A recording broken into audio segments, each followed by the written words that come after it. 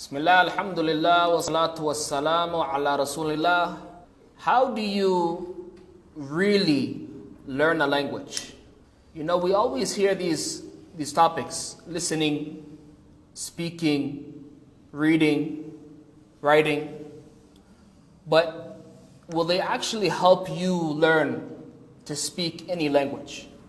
The answer is yes, but it depends on the order that you learn them.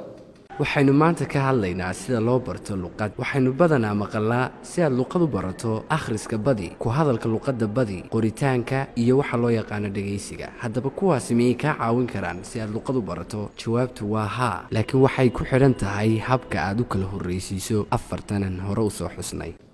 For example, when you were a baby, did you learn a language by reading a book? The answer is no. When you were born, did you start writing? It's impossible. When you were just born, did you start speaking? No. What you did was you listened.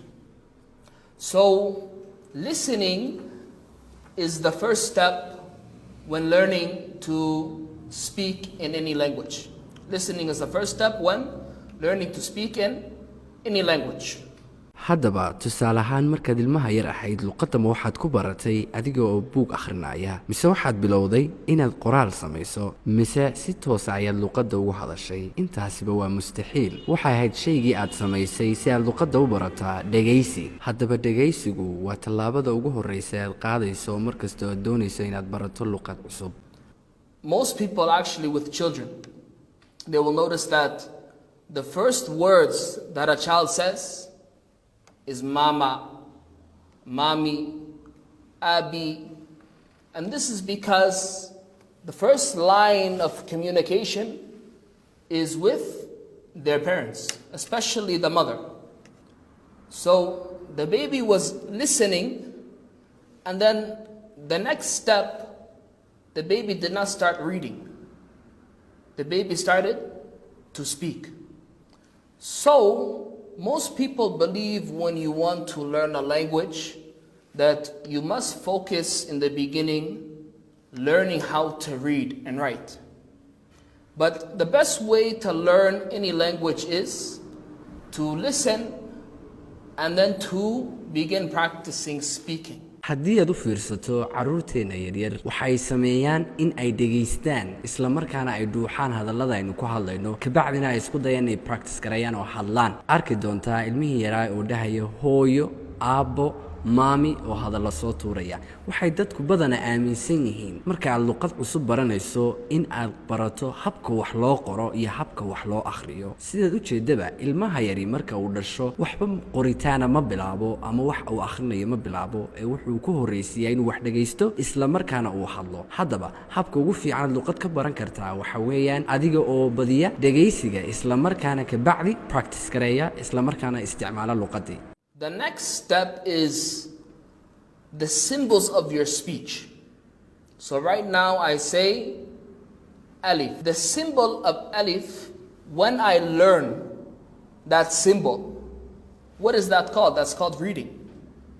So in every single society, you will find people who are illiterate. They can't read and they can't write. But you will never find somebody who can read and write, but he can't speak. So you will find, even in history, you will find societies where people, they only speak. It's oral societies. There's an oral culture. And there are people who don't know how to read and write.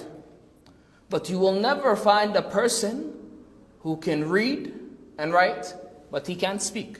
It's impossible. So this shows you when you're learning a language, when you want to communicate, you have to listen first. Then you have to speak.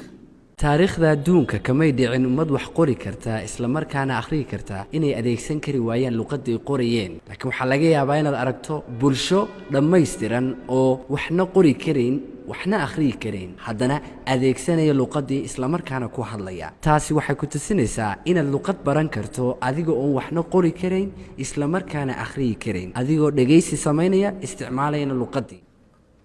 Then the speech symbolically learning to read it.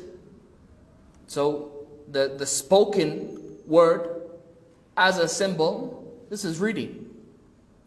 When you learn how to read, the next step that will help you grasp a language is taking those symbols and putting it on paper, which is writing. So when you are writing, you will find that the best writers, because writing is the last step, the best writers are the people who can read very well, who read a lot of books. Those people end up becoming the best writers. marka aad barato habka wax loo akhriyo waxa ku xigaysa habka wax loo qoro waxaanad ogaataa dadka qoraalka ku fiican inay yihiin dadka aad akhriskooda u badan yahay isla markaana akhriyay buugaag badan qoraalkuna waxa uu ka caawinayaa inaad luqadaadii horumariso wax badanna aad ka ogaato. So if you want to learn any language, spend a lot of time focusing on subjects in this order. Number 1, listening. Spend a lot of time watching videos, listening to Islamic lectures. Maybe if you have a friend who is native in that language, he can speak the language you are trying to learn, English. Practice listening to him. Then afterwards, when you've listened enough, try to speak. Number 2, speaking. After speaking, spend time trying to read a lot in the language. And number 4, the last of the steps, is to learn how to write.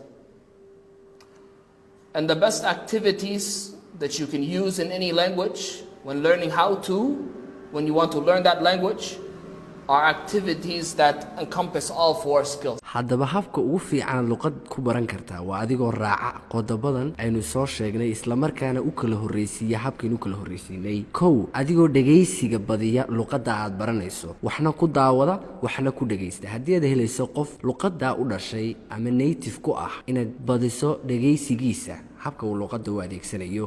2 adigoo luqadii ku hadla isla markaana isticmaala. 3 akhrintii luqadii oo akhriska ku badiso isla markaana aad joogtayso. ka afaraad oo noqonaya inaad barato habka wax loo qoro ee luqadda aad baranayso wax loogu qoro. haddaba ku dadaal 4 qodob eenu soo sheegnay activities ama layliyo koobsanaya in aad mar kastaba luqadda doonayso inaad barato aad ku joogtayso. Assalamu alaikum wa rahmatullahi wa barakatuh.